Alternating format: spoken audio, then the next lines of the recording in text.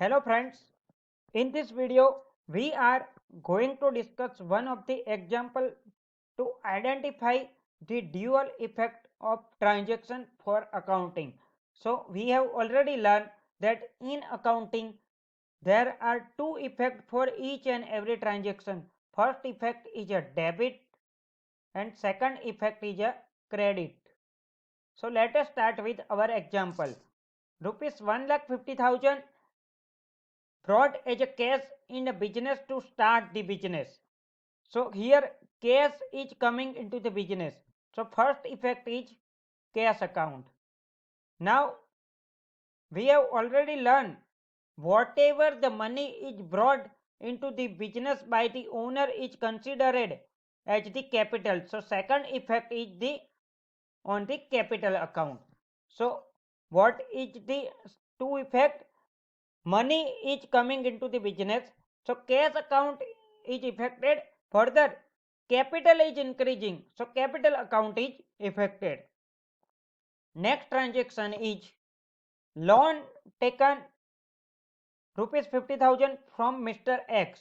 So here money is coming into the business because we are taking the loan.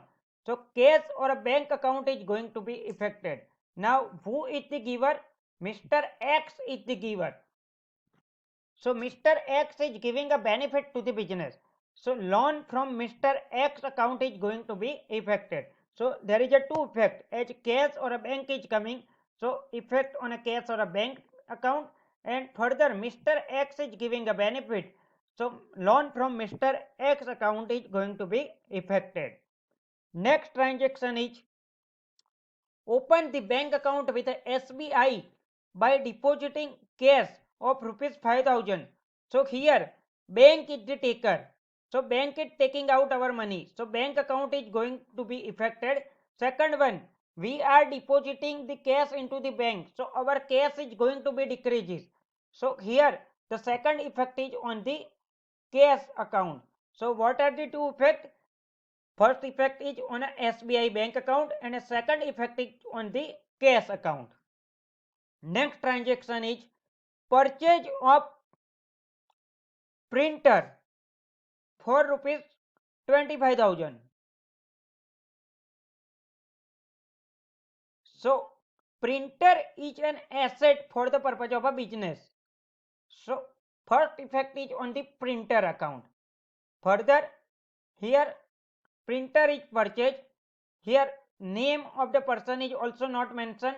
Further cash or a bank word is also not mentioned. So we will consider it as a cash transaction. So printer is purchased. So we are paying rupees 25,000 for the purpose of printer. So cash or bank balance is going to be decreases. So cash or a bank account is going to be affected. So what are the two effects? First effect is printer account and second effect is on the cash or a bank account. Next transaction is advertisement expense paid rupees 3,000. So here word paid is mentioned. So it itself denotes that it is a cash transaction. So this is the cash transaction. Further, the advertisement expense. So it is a expense for the purpose of a business. So what is the definition of an expense? We have already learned. Whatever the benefit coming to the business within the accounting period for the purpose of what you have paid or incurred, the expense is considered expense under the accounting terminology. So here the accounting expense is incurred. So first effect is on the advertisement expense account. Further, the amount is paid rupees 3,000. So our cash balance is going to be a decreases. So second effect is on the cash account. So there is a two effect. First effect is on the advertisement expense account and second effect is on the cash account. Next transaction is goods sold to Mr. A worth rupees 75,000. So here word cash or bank is not mentioned.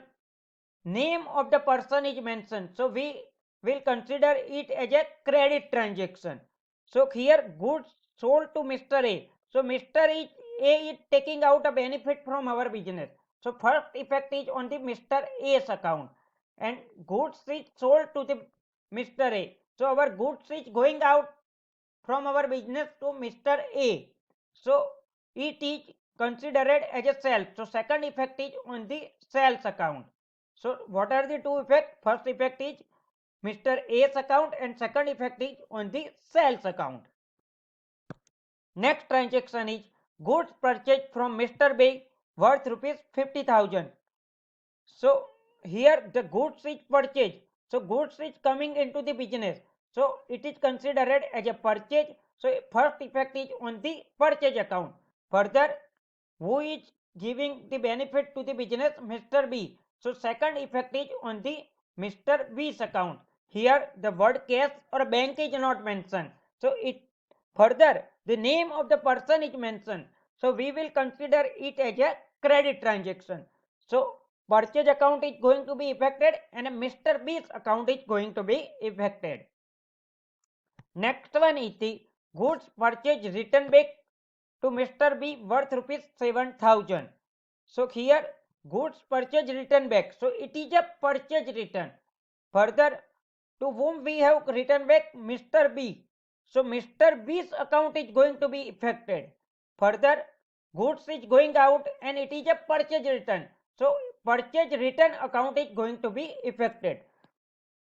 So what are the two effects for the purpose of purchase return? First effect is on the party account to whom we are giving the goods return back, and second effect is on the purchase return account.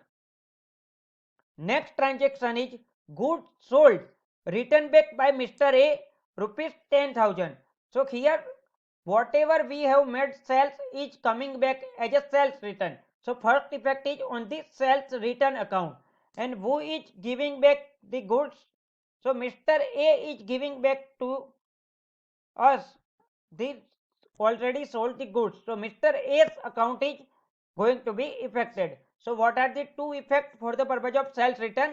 Sales return accounting going to be affected, and further the party who is giving back already sold goods to us is going to be affected. So sales return account is affected and Mr. A's account is affected. Next one is the accounting fees is paid rupees 50,000. So here the word paid is mentioned. So it is considered as a cash transaction. So it is further the accounting fees. It is an expense. So first effect is on the accounting fees account. It's going to be affected, and second effect is it is a paid. So it is cash account is going to be affected. So what are the two effects for this transaction?